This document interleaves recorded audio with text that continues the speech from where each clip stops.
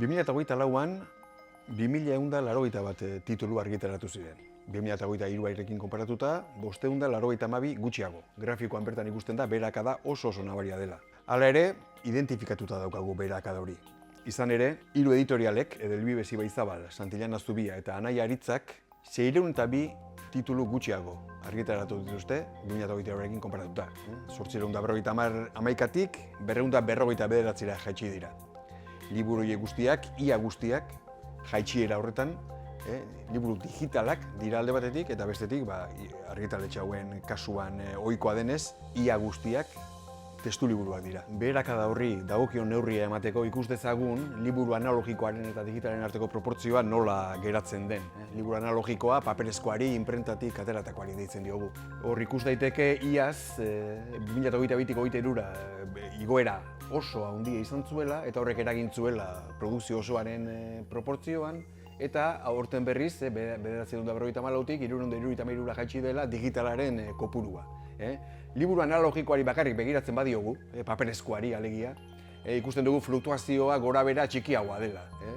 Azken 2 urteetan, aurreko 2etan baino 200 titulu gutxiago argitaratu dira. Alegia, lehen ikusten genuen beherakada orokor hori erlatibizatu egiten da, analogikoari bakarrik begiratzen badiogu. Nobedade berrargitalpen proportzioa aipagarri izaten da, nobedadeak 174,3 izan dira eta berrargitalpenak 125,7.